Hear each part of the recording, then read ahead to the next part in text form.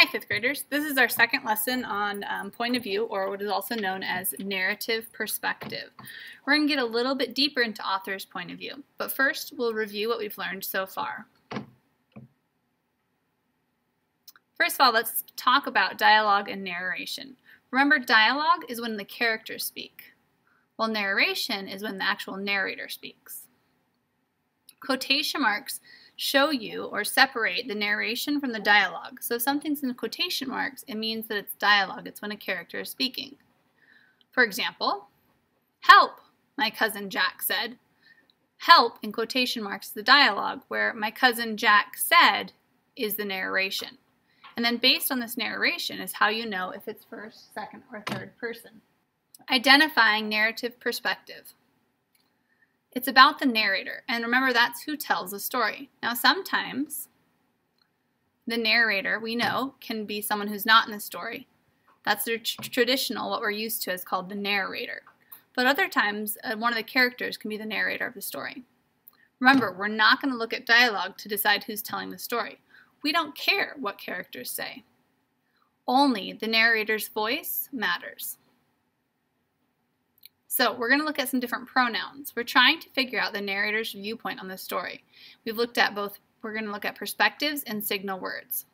So one perspective that we've studied so far is first person.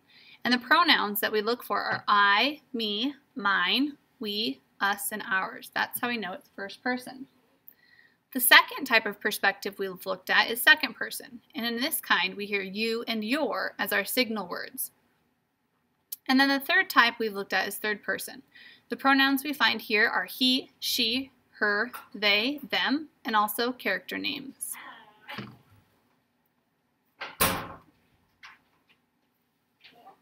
So I'm going to let you in on a little secret. Me? I am in the room. I, remember, is first person. You come in the room. That's you, second person. He or she came in the room. That would be the example of third person. So as you can see, the pronouns I, you, he, or she can tell us. Now let's look closer at first person. Remember, in first person, the narrator is actually a part of the story. So it's a character who's telling the story. A lot of your flipped fairy tales that you were reading the past few days had a character telling the story. In first person, we'll hear I or we. For example, I went home. Tim came over. I couldn't play. You can tell someone that is actually in the story is telling this story. For second person, it's usually for a set of instructions, but there are some books that we'll look at in the next few days for second person. It uses you and from your perspective. Example, first, gather your materials. Add 1 cup of sugar to flour. So a lot of recipes will be written from the second person point of view. We're also going to look at some make your own adventure books where it puts you as in charge of the adventure inside of the book. Third person. In third person, the narrator who's telling the story isn't involved with the story. They're an outside observer of the story. They tell the characters' stories. There's lots of he's and she's and character names. You won't find I's or you's unless they're inside of the dialogue. There are 3 types of third-person narration, and that's what we're going to get closer into detail with today. So you need to think about, once you've identified it as third person, we need to look at what the narrator is actually saying.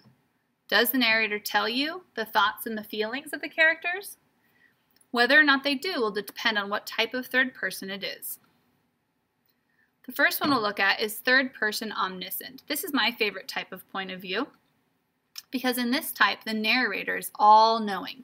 They know all of the thoughts, all of the feelings of all of the characters. So they'll know what's inside of, let's say, the wolf's head in the 3 Little Pigs, but also know what the pigs are thinking at the same time. So this is an all-knowing narrator. We know this because if we look at the word omniscient, omni means all, and cent means knowing. So omniscient is all-knowing. For example, Tim was mad at Shay. He blamed her. Shay knew Tim would be mad, but she wanted to live her life. So in this example, we know what feelings Tim is having and what he's feeling on the inside, that he blames her. We also know what Shay knows. Shay knew Tim would be mad, but she wanted, so we know what she wants, what she feels, wanted to live her life. So we get to know inside the brains of more than one character in the third person Omniscient. So you really get to know what's going on in the story and what each character is thinking. The next type of third person is third person limited. And it's exactly like it sounds. It limits the point of view. It limits the information you're given. So third person limited is when the narrator is limited to one character. We get to know the thoughts and the feelings of that one character, but we don't know the thoughts or feelings of any other characters. So for example, Tim was mad at Shay. He blamed her. Shay just left without saying anything. She left a note and then left Tim. So in this example, we know what Tim is feeling and what he's thinking. He's blaming her. He's feeling mad. But we don't know about Shay. All we get to do is see Shay do things. We don't get to know what she's actually thinking on the inside. And the third type is of third person is third person objective. So this person is very objective to what's going on. The narrator does not reveal any of the character's thoughts or feelings. So they don't know inside anyone's head. They're merely watching the scenes go on. The character's dialogue and actions are narrated. So for example, Tim slammed the door. He walked upstairs and read a note from Shay. He kicked her trash can and started crying.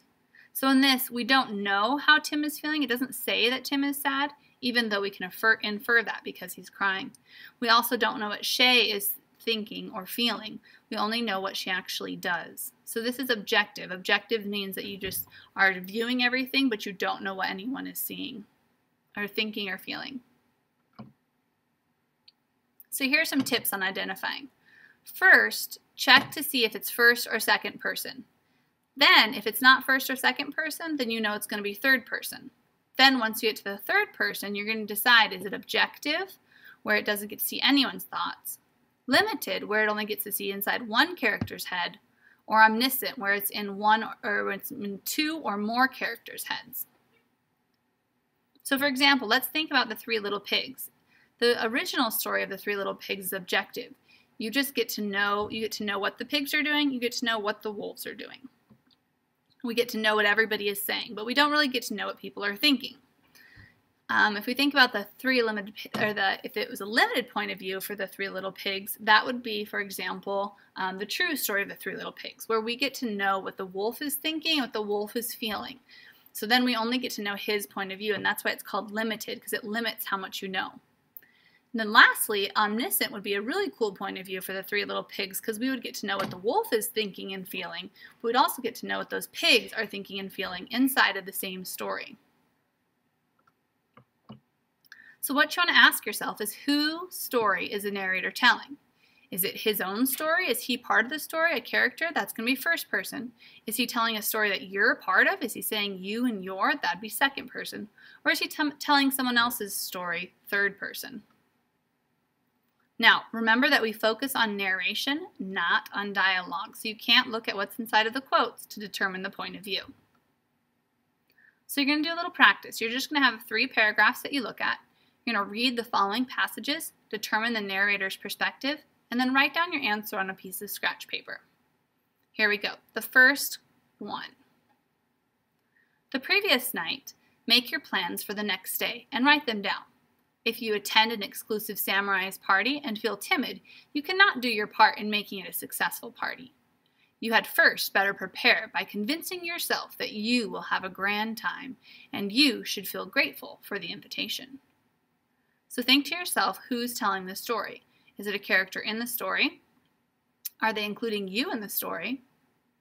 Or is it a narrator who's looking down on the story and is not part of the story? Write down your answer and then move on to the next one. All right, number 2, it says, when I was 4 months old, my mother died suddenly and my father was left to look after me all by myself. I had no brothers or sisters. So through boyhood, from the age of 4 months onward, there was just us two, my father and me. We lived in an old gypsy caravan behind a filling station. So once again, is a character telling the story? Is the character narrating their own story? Or is there a narrator who's not part of the story telling you the story? Or is it telling you and including you in part of the story? Write down your answer before moving on. All right, here's our last one. They were standing under a tree, each of them with arm around each other's neck, and Alice knew which was which in a moment, because one of them had dumb embroidered on its collar, and the other one D. I suppose they've got Tweedle around the back of their collar, she said to herself.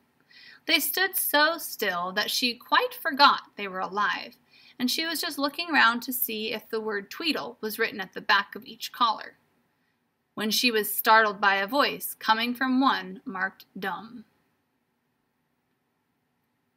All right, so once again, decide if this is first, second, or third person point of view.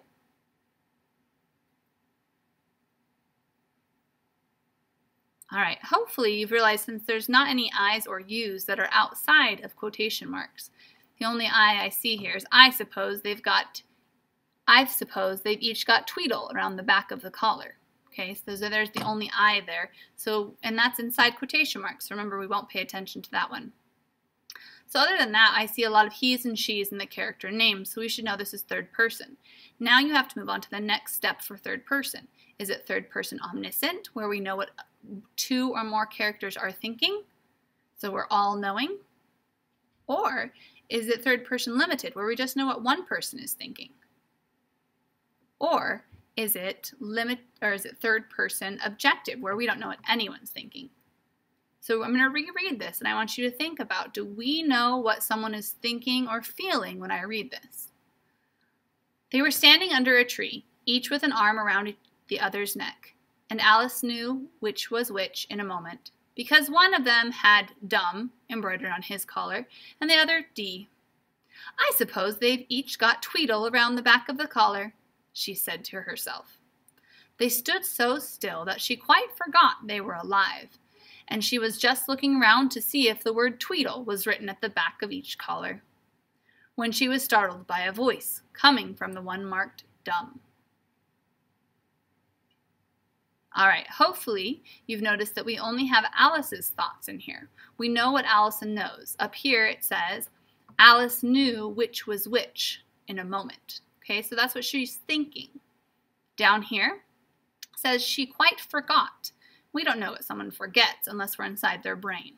So we have this just from Alice's point of view. Do you remember, would that be third person omniscient, third person limited, or third person objective? Do we get to know what Tweedledum and Tweedledee think? I don't think we do. All right, so which type of third person? Remember, omniscient, all-knowing of a character's thoughts, of all the character's thoughts.